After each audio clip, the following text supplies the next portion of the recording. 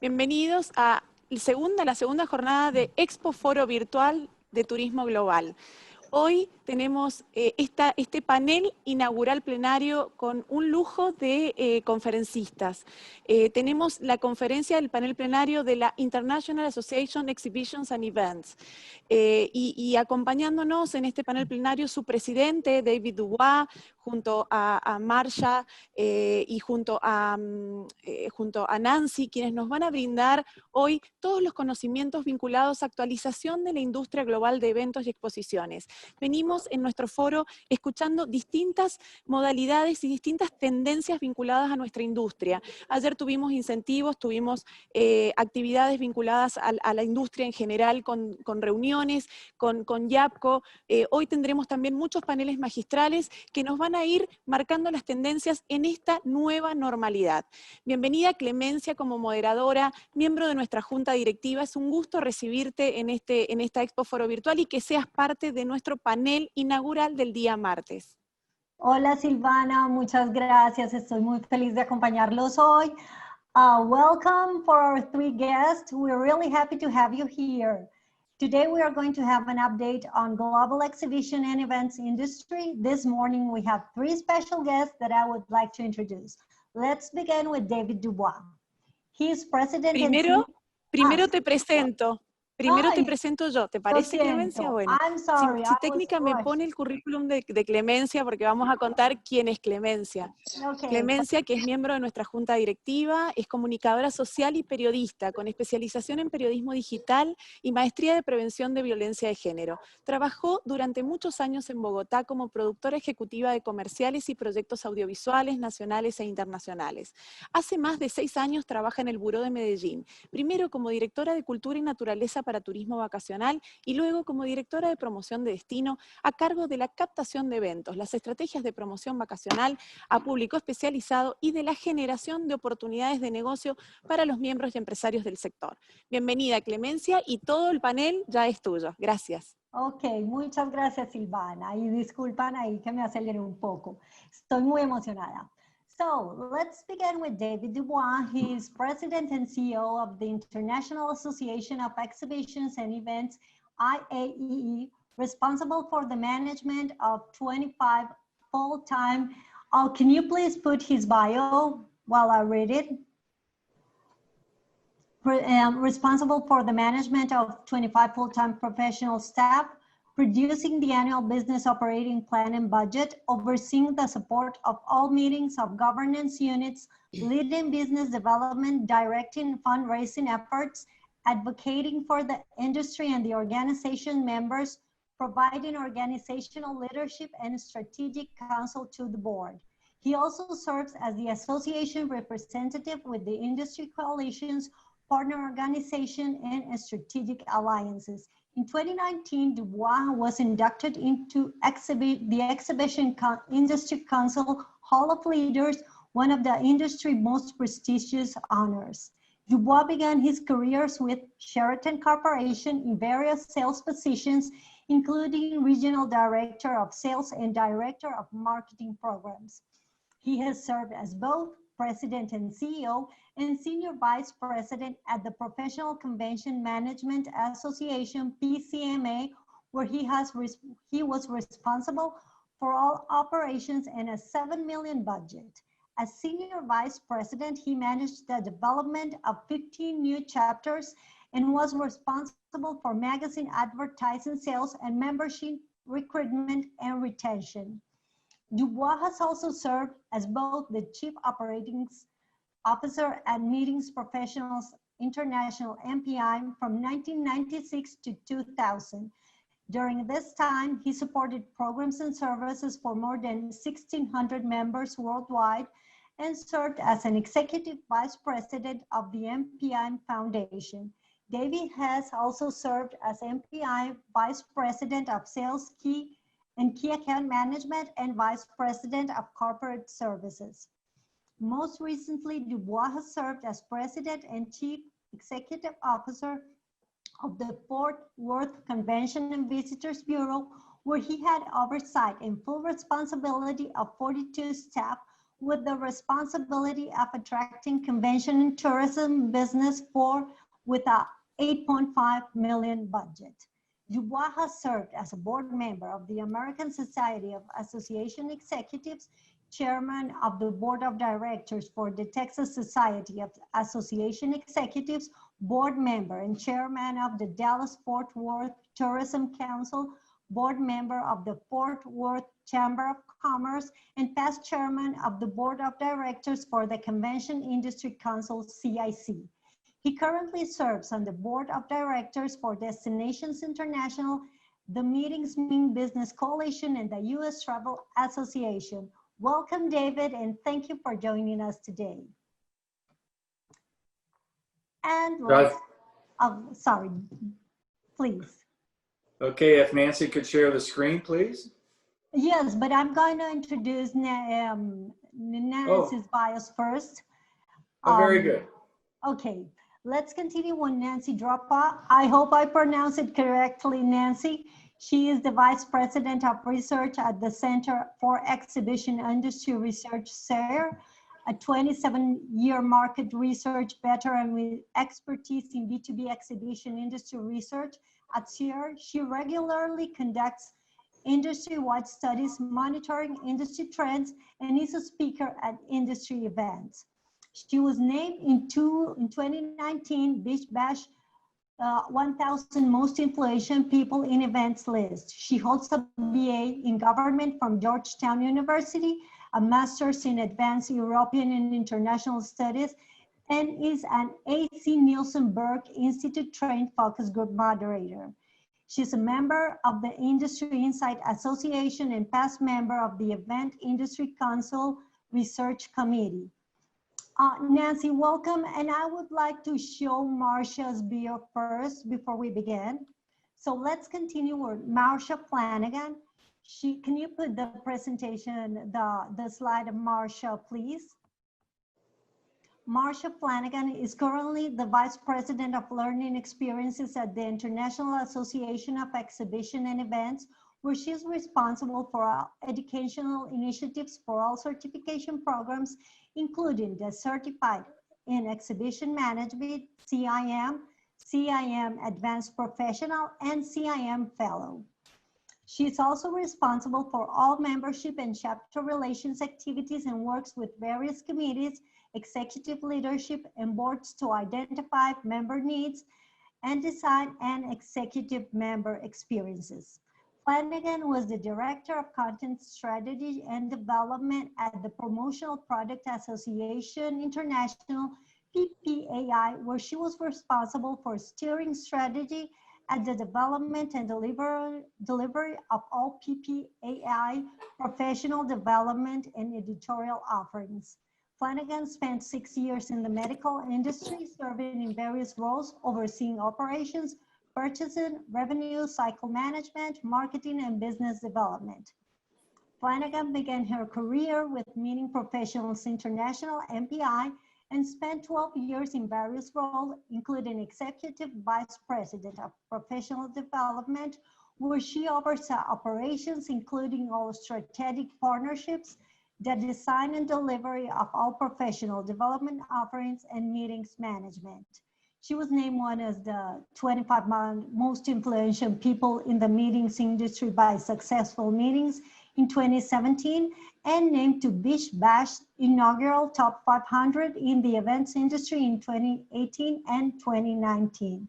Flanagan received her bachelor's degree from Texas Christian University and her master in education from the University of Arkansas, specializing in meeting, tourism, and recreation management. Welcome, Marcia. Welcome, everybody. And thank you so much for being here today. So Nancy and David, I invite you to share your presentations. Thank you. Okay, hola, and buenos dias to my friends across Latin America. It is our pleasure, myself and Nancy and Marcia, to be with you this morning. We're going to take you through what we will hope for you will be very informational update about the global exhibitions and events industry. So next slide, please. As you can see on this slide, the power of the global exhibition industry, according to the Events Industry Council, actually based on 2018 data, which means 2019 was even better. And as we all know, around the world, the global MICE industry had its best year. We had our best year in 2019. And certainly we will look forward to getting back to those wonderful days of full employment in our industry and economic greatness. So the slide obviously shows you the Latin American countries in the top 50 country global rankings. And obviously we show 6 countries here, all excellent supporters and destinations, be it Mexico, Brazil, Argentina, Chile, Peru, and Colombia. Next. Well, as we all know, the first part of this year, a very bad pandemic started with coronavirus, COVID-19 as we call it. And as you can see on this slide, the World Health Organization, which is one of the very important organizations that we follow to help us understand the flow of the disease. Obviously, a lot of new cases happening around the world every day. Next. As we know, unfortunately, the Americas are among countries sustaining the highest COVID case rates. As you can see, our good friends in India, unfortunately, because of the density of their population, having been to India 5 or 6 times, wonderful people, but they live very close to each other in a dense environment. So the green slide on the slide, the green access point shows that they're really moving in a non-positive direction. We had calls with our India chapter the other day to talk about that and how we can support them. But the good news is everywhere else we're either stable or coming down, as you can see in Brazil and in the United States. Next.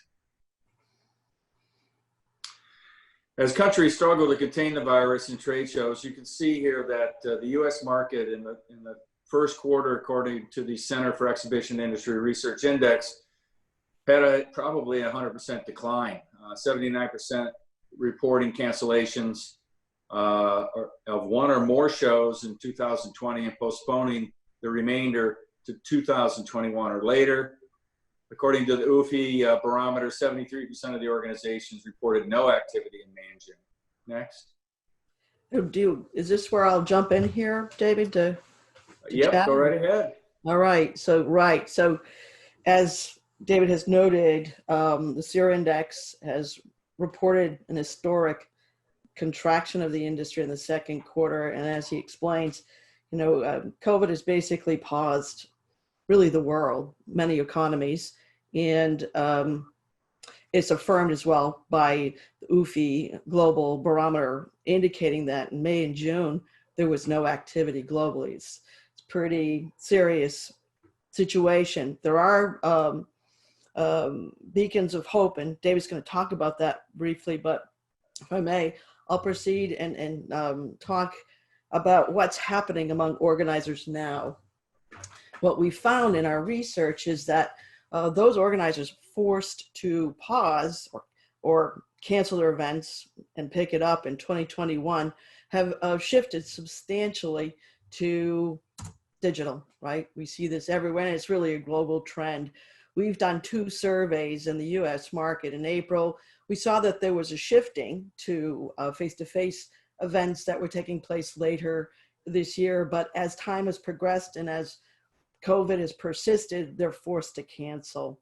And so you see 69% of organizers in the April survey said they were shifting to digital, and it's increased to 81% according to our June survey. And what's most striking here is a number are shifting to a full-blown virtual trade show. something to monitor. And as well, this, about 20% of events are still on the calendar for 2020, but many of these event organizers have a hybrid model in place so that participants can choose to participate either in person or virtually, but they also have put into place a backup plan in case they're forced to go fully virtual because of the state of fighting COVID. If there's a lockdown in their area, if it's just not viable to run the event. And so you convention center facility destinations, be prepared. This trend's going to continue into 2021. And particularly if there's a hybrid model, that's likely to be something that's going to last more long-term. I'm not convinced. CER's conducting a study on virtual events. It's launching at the end of September. It's going to be global in scope. So if any organizers are on the call and you get that invitation, please respond. We'll be releasing results that will be of value to your regions, along with US or other North American markets. But destinations, think about this. How good is your Wi-Fi? This has been table stakes for a while. It's going to be even more important because hybrid is inevitably going to be part, I think, of content moving forward for face-to-face events. So signals to watch. I mean, it's pretty dire, right? I mean, that absolute pausing. And I mean, what David talked about with India, unfortunately sustaining a very rapid increase. As well, there is a concern of a second wave when we see hints of that happening in Spain and France and other markets. So you need to keep watch certain factors that might signal that some regions might be apt to reopen more quickly than others. And again, David's going to talk about regions where we see things happening. But there's two elements to trying to contain the virus.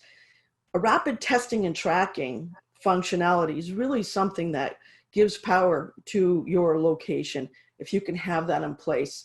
And there's a lot of activity in that regard. In the United States, in Russia, and Vienna, everybody's trying to get a test that's accurate, that can give results as quickly as possible. Some have ranged from like 3 hours, some might take a few days and the like, but there's a new solution that's come onto the market recently, and it's put out by Abbott Laboratories called Binex Now. It takes 15 minutes to administer this test. It has to be administered by a clinician, but the great thing about this is it sends the results of the test to the person. So they either will have indication that they're COVID negative or positive. So think about the power of that. You can effectively control the entrance to your venues to those who test negative and keep those who are positive out, because we know about half of those that have COVID could be asymptomatic. So they might unwittingly, unknowingly be carrying the disease and spreading it. Most of us don't have it, but the problem is among those that do, it's highly contagious.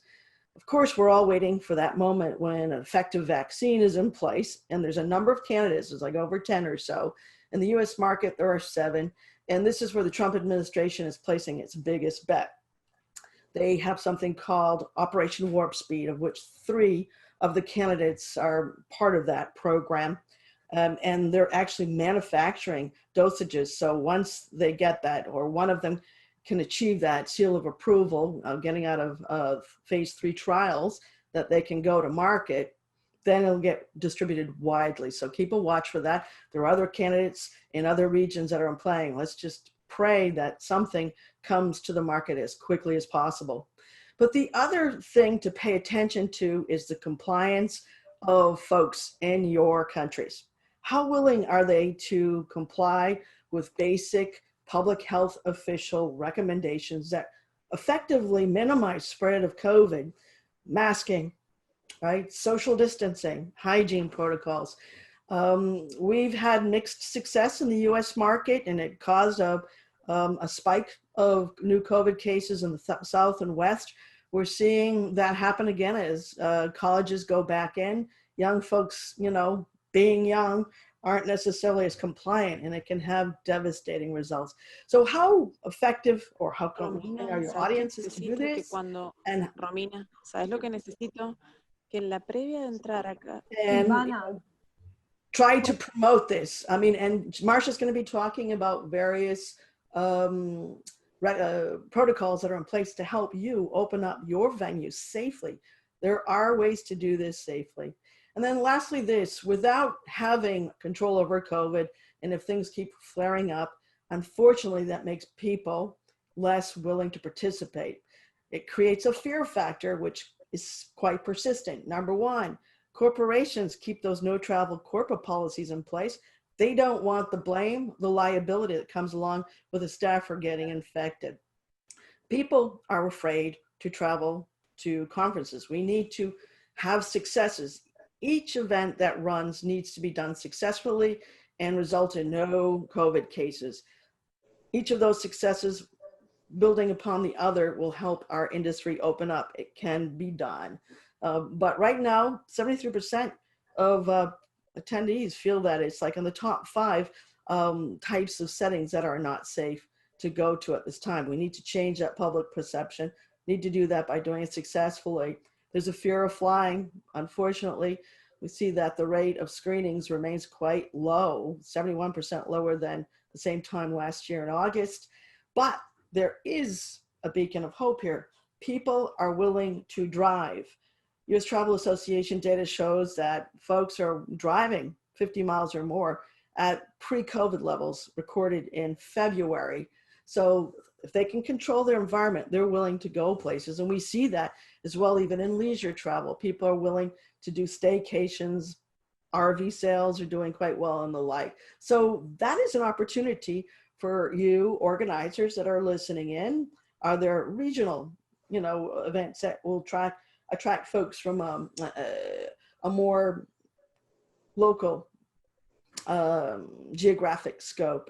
And what opportunities destinations that are thinking are out there listening to this particular presentation that is apt to be your target audience to help bring events back again at a higher rate before the larger events that require travel by air or coming in from other countries and the like. So that gives you a little snapshot of what is going on, factors to pay attention to, and perhaps to help influence, to help open up your event industry where you are. So now I'm going to pass it back over to David to talk about advocacy efforts. Yes, thank you, Nancy, and for the ladies and gentlemen joining us on this call today. Please know that we'll be happy to send you the PowerPoint presentation. If you would send an email to either myself or Nancy or Marsha, we'll be happy to forward the combined presentation to you. And you know, as Nancy pointed out, with some sobering... Perdón, David, sería ideal y Clemen que lo mandamos para todos los participantes. Lo compartimos luego en la plataforma para todos los participantes. Okay, David, a quick point here. Silvana says we are going to share the presentation in the platform once we finish this session. Gracias, and that's even better. Thank you so much. So as we go forward, for the next few minutes, I'm going to talk about advocacy efforts that help stakeholders survive and solutions to open markets. I'm going to give some U.S. examples right now, and I encourage you to reach out to me if your destination, your country, your DMO, and as outlined in my bio, I had the pleasure of running a Convention and Visitors Bureau DMO for over 6 years. And so I understand what the ladies and gentlemen on this call as destination marketing executives, CVB'S, are dealing with, both with politics and certainly with the opportunity for advocacy efforts. So please feel free to access IAEE.com, where you can get more information on Exhibitions Mean Business. This is an 8-year-old program that we have had in place that is a combination of public relations, education, and lobbying efforts in Washington, D.C., and in all of our states, capitals, and cities where there's an opportunity to educate the government officials, the elected officials, about how important the exhibition and business events industry is. We have an ambassador program, and certainly we need to constantly tell the story. And I'll talk to you a little bit about what we've been able to do over the last 6 months to partner with Go Live Together. But next slide, please. And boy, that's quick. There it is already. So about 6 months ago, as an industry, we decided to kind of take the Exhibitions Mean Business program that we've had in place for multiple years and raise 500,000 US dollars to hire a lobbying firm in Washington, D.C. to identify the stimulus, economic relief packages that we wanted to advocate and lobby for. Because obviously IAEE does not have paid lobbyists, but we had to obviously get together with our industry coalition, and I'll show you the magnitude of the partners in that on the next slide and a few others, if you would, Nancy. Thank you. So what is Go Live Together? And by the way, Go Live Together, please take a look at their website. It is a collaboration.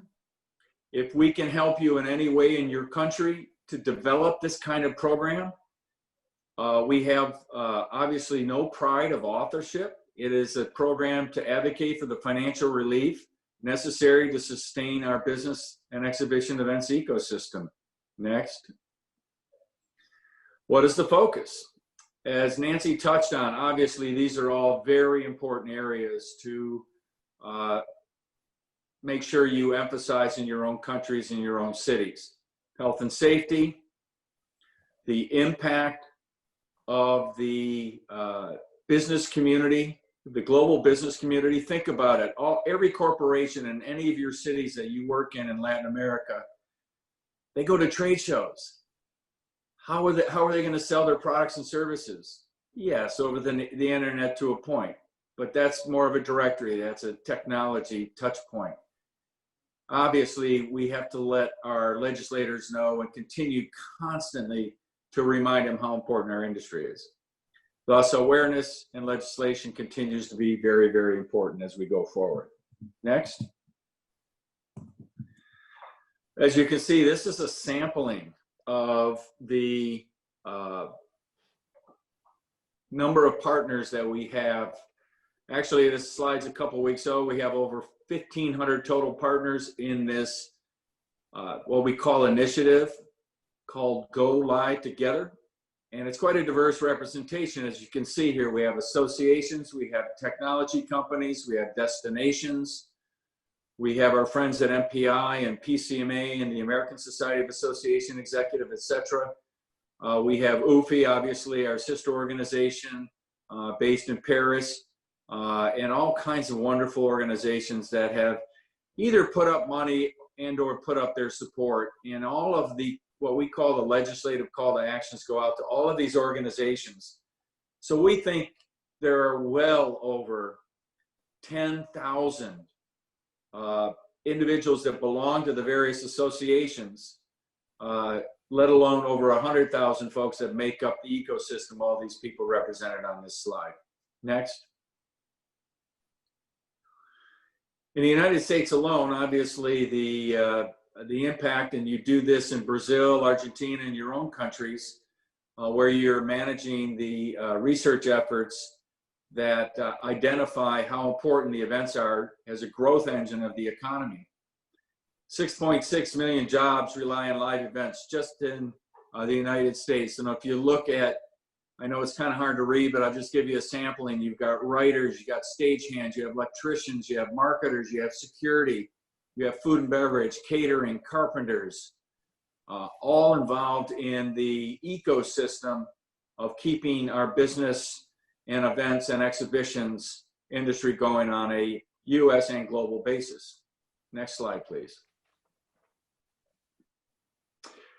Once again, for your review to think about what you can do in your own country and your city, here are some of the legislative priorities that we have hired Brownstein and Associates in Washington, D.C., one of the most effective lobbying group that help us 2 or 3 weekly calls for an hour each, thinking about how we work on business tax credits, how we work on restart programs to expand the various stimulus programs that the United States government is looking at. Unfortunately, the Republicans and the Democrats, like most opposing political parties in all of your countries, our countries, are at odds. And unfortunately, well over 3 months has passed since they've passed any new stimulus packages. But we're keeping our fingers crossed that hopefully before our U.S. elections on November 3rd, we get some more stimulus money into our industry and into the ladies and gentlemen and families of the United States. And certainly, same thing goes for all of your countries in Latin America. Next. And there are glimmers of hope, as Nancy mentioned. I grew up in the United States state of Michigan, where we have ice and snow. You really don't have much of that in Latin America. And I love traveling to all your wonderful cities and countries. But I believe that we all have to stay positive, and there's glimmers of hope. Markets are reopening. As you can see, I'm not going to go through all these slides. You can read them, and you'll get this PowerPoint deck. But obviously, Asia has been opening. One of our member organizations has already run 7 successful shows in China.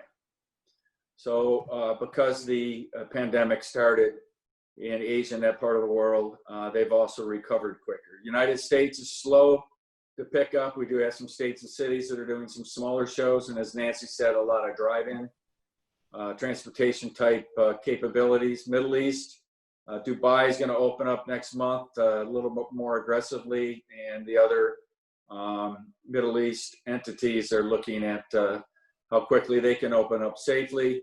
Europe, Germany opened up quickly several months ago. They're finding challenges with attendance and exhibitor attraction, but they're staying the course, and their COVID numbers are down. So they're a good example of what's happening across Europe.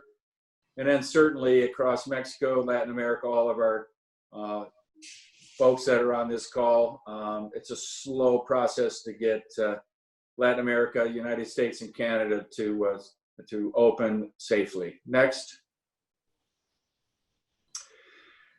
Our own annual exhibition and annual meeting and convention is held every December. Many of you may have been to our event. We certainly invite you to come to Louisville. We are going to have an in-person and hybrid event. So we're going to have a virtual offering over 3 days and an in-person offering.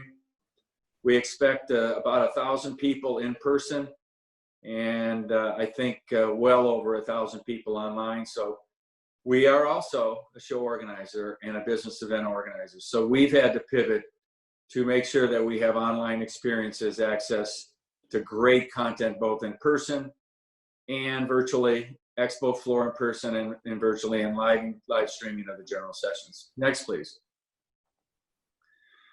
Please go to IAEE.com, where you can access essential considerations for safely reopening exhibitions and events, which was published on June 3rd. Fingers crossed by the end of this month in September, we'll be able to publish the second version with a lot of great updates. But all the other resources that you see here are available on IAEE.com. Next. We're going to hand it over now to Marcia. Thank you. Marcia. Okay, thank you so much, David and Nancy, for this overview and your recommendations. I just wanted to say something. One of the webinars we have from the Latin American and Caribbean CVB'S, we had a presentation about Go Live Together. Juan Pablo Vera, he presented like this tool, and it's really very important. We highly recommend it. So thank you so much again. So Marcia, please, you're sharing now your screen. So thank you. Outstanding. yeah. Thank you very much. So I know that David previously mentioned the Go Live Together slide on the left as far as the number of jobs that rely on live events. It's great that many have heard details on this initiative, which is great. The thing that I would like to make mention of are the number of jobs that have currently been lost, which is depicted on the right side of the screen. While these numbers are US focused, we know that jobs all over the world in our industry have been impacted. And that's what keeps me up at night, is trying to determine how the jobs in our industry will be shifting in the future. Nancy mentioned that many people are going virtual, and at some point, perhaps even the hybrid model may continue long term. So what skills are those people going to need in our industry to not only survive, but to once again thrive in our industry? In the United States, we track jobs in the industry through the US Bureau of Labor and Statistics. And one of the interesting things that I would like to note is that the Bureau of Labor and Statistics are still showing that the meeting, convention, and event side of the business on the organizer side is still expected to grow at 7%, which is faster than the average of other occupations in the United States. Now, this number was pre-COVID at around 11%. So even now, it's still projected at 7%. And that's from numbers from 2014 to 2024. Again, I suspect that jobs will come back, jobs will morph, skills will change. And it's encouraging to see that eventually we will need new employees in our industry, and that perhaps people will get their jobs back. But again, I believe some of the skills that are needed are going to be different. And so that's where people are really going to need to pay attention to what employers are looking for in the labor industry. So just alone, you know, IAEE has worked with the US Department of Commerce, and it was back in 2015 that we actually rolled out a competency model for hospitality, tourism, and events. It was the first time that we actually were able to create an industry sector that is specific to meetings and events and exhibitions that include all competencies that workers are needing to succeed in the workforce. Now, this model has been shared with many different countries, and in fact, some are actually adopting this model and are incorporating into their workforce training. This body of knowledge and these competencies for the exhibition industry specifically are included in IAEE's Art of the Show textbook. And this is the basis for how we design our certification program. In 2017, this model was updated to include more workplace health and safety skills, include shooter scenario training, and unfortunately, that was what was needed in the industry then. We will be and have been opening conversations with the US Department of Labor to now incorporate more information on competencies that relate to pandemic training and also virtual events. So those will be coming soon. I briefly mentioned our certification program. We just launched our new learning journey about a year and a half ago. We created a learning journey that really goes from 0 years of experience all the way through to your retirement years. And so you can see that we created this workforce ready assessment. It's the blue digital badge. It's a new program in which anyone with no experience can take an online assessment which will determine their readiness to work in our industry. Those with 3 to 5 years of experience can go on and obtain their CEM certification, Certified in Exhibition Management. Then those with over 10 years of experience, once acquiring their CEM, can then sit for our CEM Advanced Professional Certification. And then at one point, after 20 years of experience and the obtaining of your CEM AP, can become a fellow. Those, of course, that are retired, this is not new, but can become an emeritus CEM member. I briefly mentioned the Workforce Ready Assessment. When you do apply for this assessment online, you receive a copy of the textbook, and we are working on potentially providing this in other languages. At this time, it's only available in English, and we will be updating this, as I mentioned, along with our CEM certification, with new content on both pandemic education and virtual and hybrid education.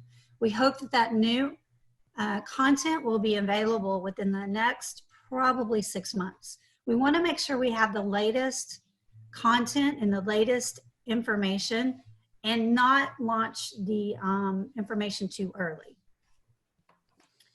One of the things that I've noted and is interesting, I've put this in various presentations over the last 6 months, even before pre-COVID.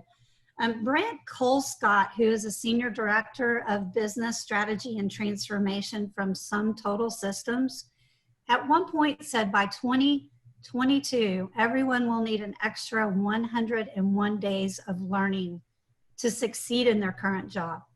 Again, this was pre-COVID. So a third of your time should have been spent learning new skills. Now, obviously, this is where with COVID, this has just really pushed this so quickly. And the need to really learn is very, very important to succeed.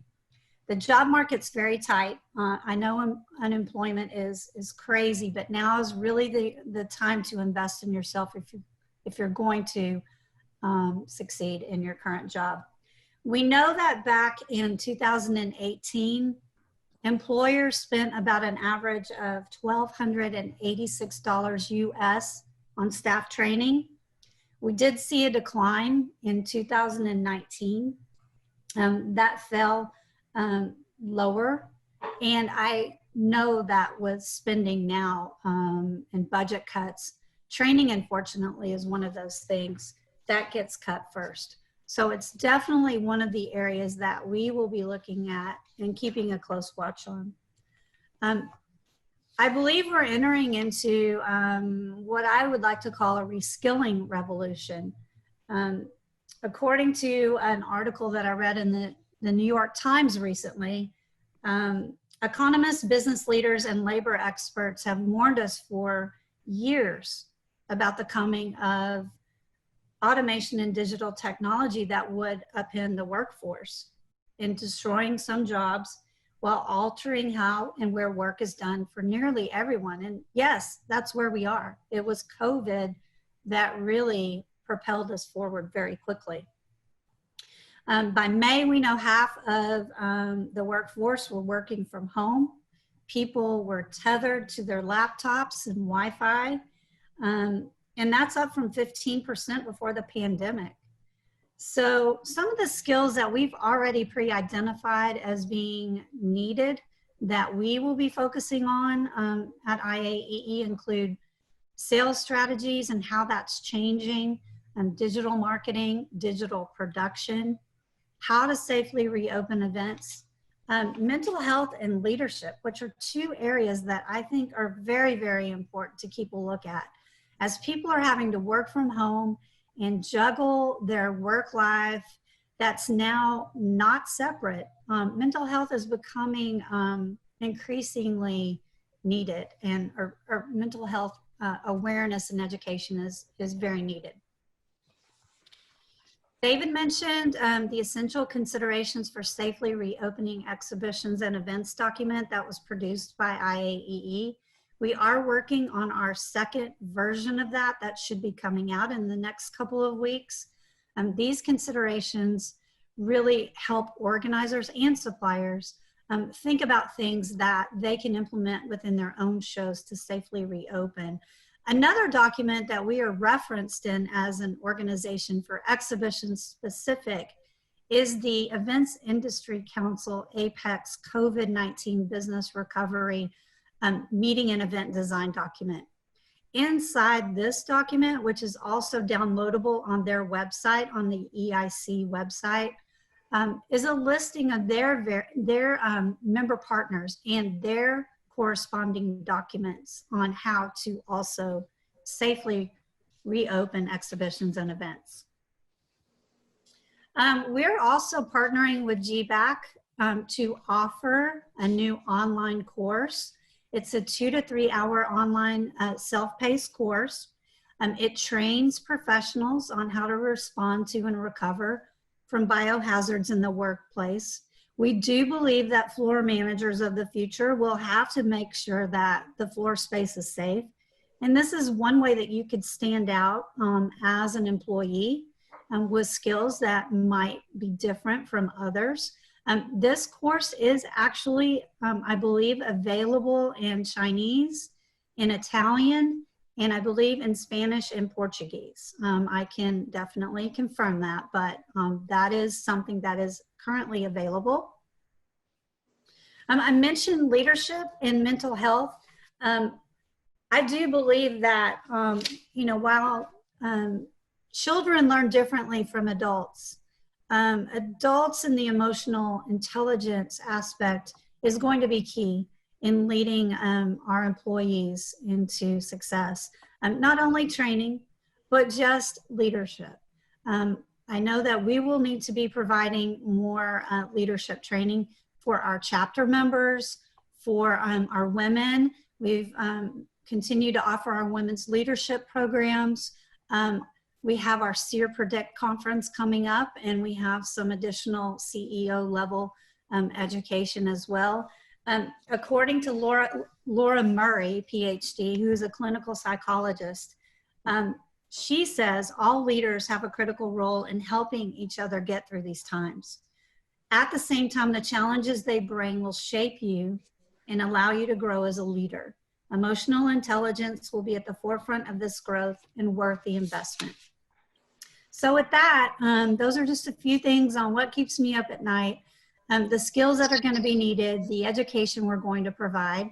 And I'm going to turn it back over to David, if possible, for a few recommendations. So thank you, Marcia. Your information is so helpful, especially with the industry's need to focus on reskilling, professional development, and the biggest challenge, as Marcia pointed out, certainly is the reality of funding and trying to get the C-level ladies and gentlemen who run organizations to keep money in there for training.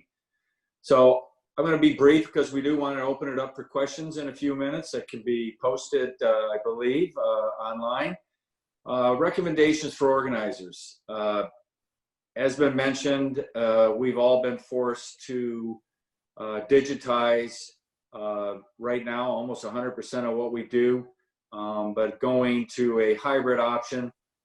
I firmly believe, and we've been doing it for several years at IAEE, I firmly believe, and I'm very excited about having a hybrid enhanced opportunity, because we have, at IAEE, we have members in 50 countries. We usually get about 2,500 folks to our annual Expo.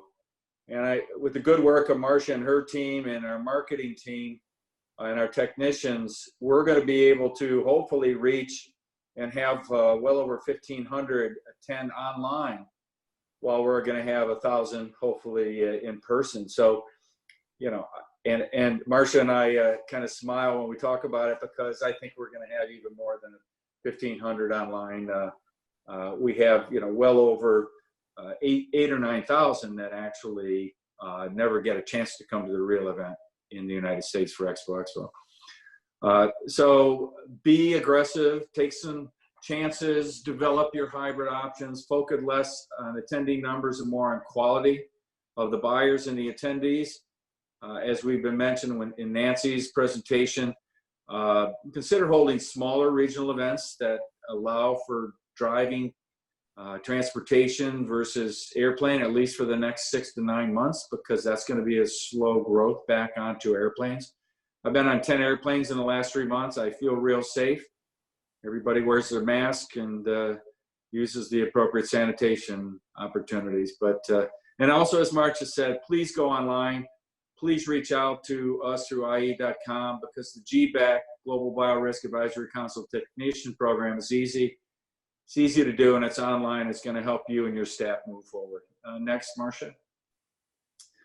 So recommendations, additional recommendations for destinations and venues. As you could read here, assure safety. By the way, the GBAC accreditation, we don't have the time to go into it, but the GBAC Star Accreditation Program is available globally. So those of you on this call listening to us today, your destination can be accredited as a safe facility and or destination. Here in Dallas, the entire convention complex, the convention center, the 2 major hotels within walking distance, and all the restaurants in the area are all going to be GBAC Star accredited. So please go to gbac.org for more information if you need that, please. Assure Wi-Fi, as Nancy said, expand your Wi-Fi. You may have to invest additional infrastructure cost to make sure that you've got the greatest bandwidth available.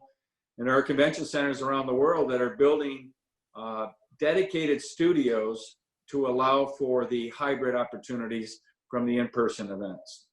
And as we said, smaller regional national events versus international in the short term is the right thing to do. Marcia? So thank you. And so our friends who are helping us manage this today will take questions. Yes, thank you so much. This was really very, I don't know, a lot of information. I would like to recall some like points you mentioned. We have a lot of tools and certification courses and programs available for this preparation. I would like to mention something Marcia said about the reskilling concept. It's really important now. And the recommendations you give, David, about digital, we have to be digital and be prepared. And we have to offer quality, more quality, not that important, the amount of people we have in our events, but the quality we can offer. So Silvana, you mentioned you wanted to say something. Silvana, are you there? Sí, agradecerles, maravillosa la presentación. Y tengo 3 inquietudes para transmitirle a David y a Marshall. A Marcia preguntarle por las habilidades blandas de los recursos humanos en la industria de las reuniones a futuro. Esa es la primera pregunta para Marcia, que ella mencionó que nos estamos preparando para esto. Entonces, las habilidades blandas de nuestros equipos de trabajo en el futuro, ¿cómo lo visualizan en este nuevo contexto? Okay, this question is for Marcia. Silvana asked, what would be the soft skills we are going to need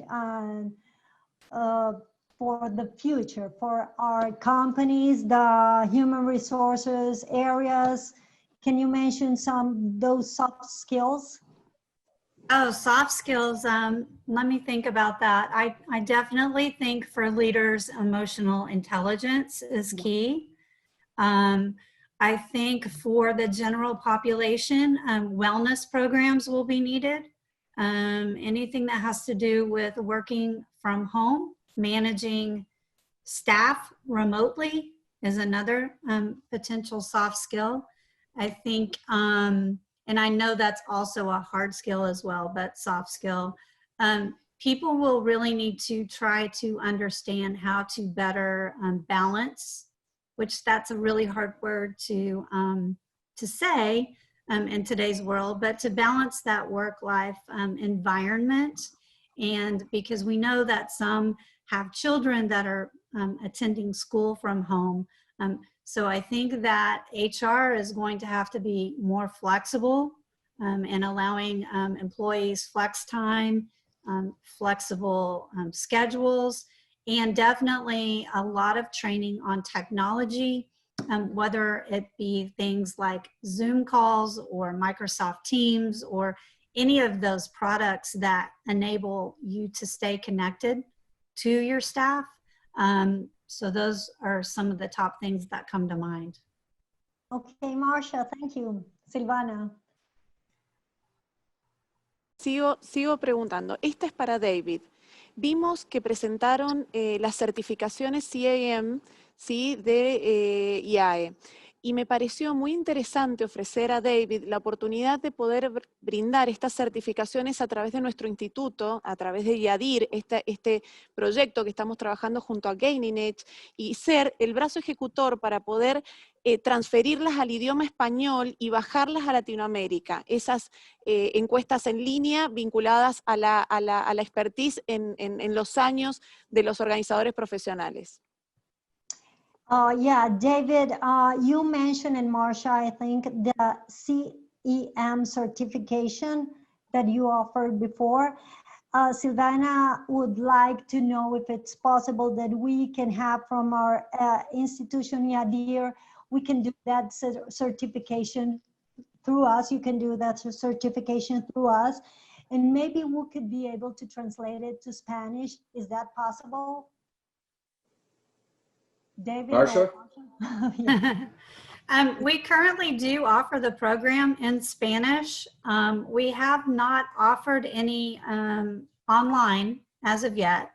We are working with our chapter in Mexico to potentially offer some of those courses virtually.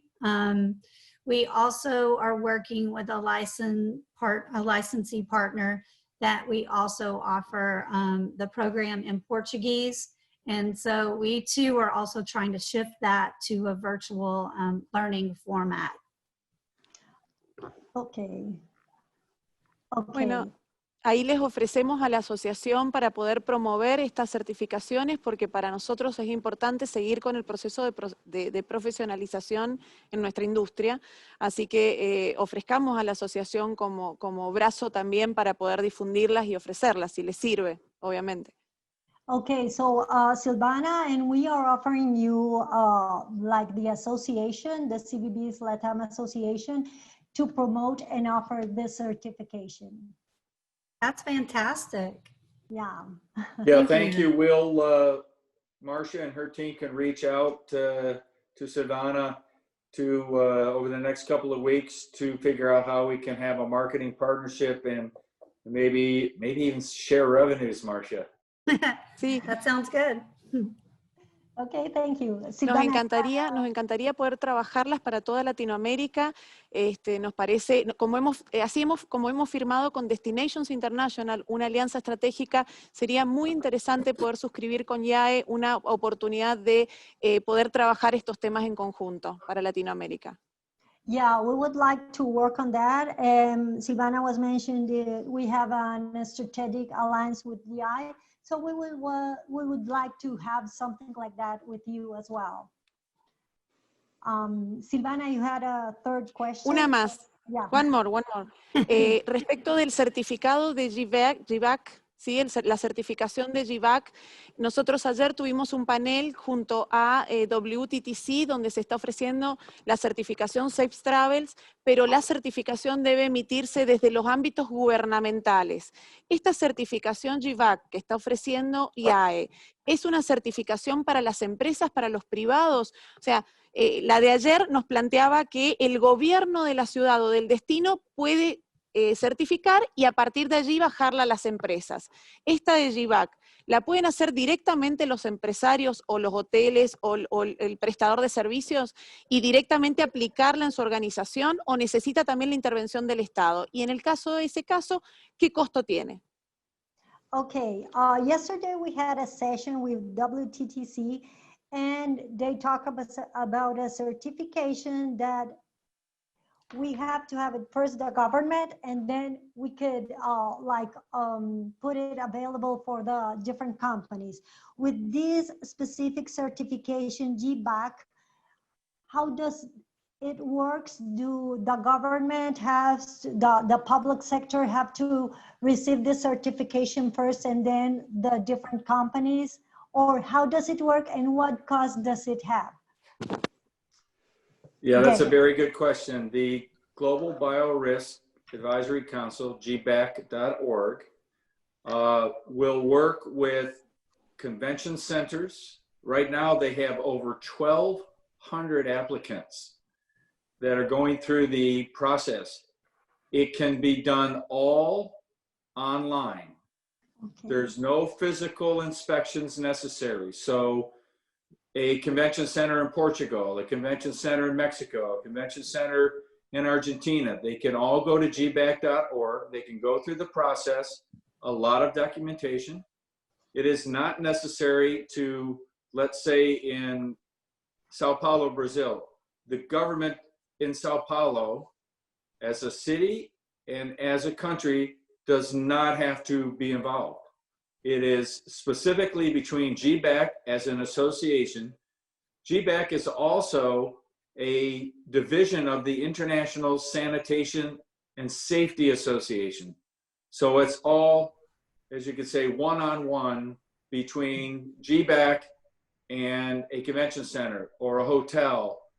And show organizers can have their shows also accredited. So I'll stop there because I could go on and on. It's a very exciting program. It is global, and you do not have to have your governments involved. Ok, thank you, David. Silvana, pues a través de gbac.org se puede acceder a esta certificación. No tienen que tenerla los destinos, ni el país, ni la ciudad. Puede ser directamente y online. I have, Silvana, you sent me a question from the platform. It's for David. David, great presentation. What is your reading of the second and third waves? Would you foresee further closing of trade shows and how this may affect the trade show industry? Well, I wish I was a visionary and a futurist with all the answers, but I'm a very positive person, as all of us on this call, Marcia, Nancy, and I, and our complete staff continue to focus into the future. As Nancy said, rapid testing is critical. There's breathalyzer, there's saliva, there's all kinds. As Nancy said, there's at least 10 different vaccines that are in play that could be in place, but it's going to take time. To be totally honest with you, and I'll have Nancy give our economist version of the answer if I may, but bottom line is this going to take us into the middle of next year until we are safe with vaccines and rapid testing. Nancy, anything to add? Yes. If there's a flare-up in a given region of COVID, might it shut down operations which ultimately negatively impact trade shows? Yes. I mean, look what happened in China. Beijing did a shutdown, but I believe they're open again, and it's the right thing to do. You know, this is an invisible enemy and needs to be managed appropriately, but many places can conduct business. And again, the pathway to doing this are the programs that Marcia and David talked about to do things safely.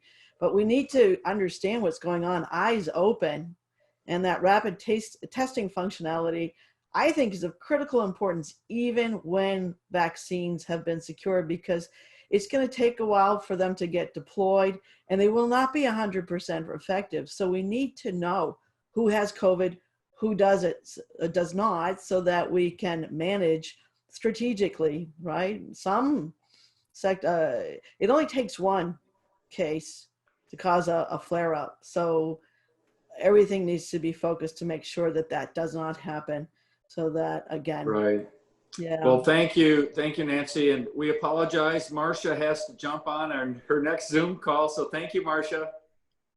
Okay. Marcia, you're muted. Can you put your Y mic? nosotros también Thank you. estamos a la espera del próximo, la próxima conferencia, que es Ori la App de YAPCO, así que vamos a dar por terminada esta sesión. Muchas gracias, David, muchas gracias, Marcia, muchas gracias, Nancy.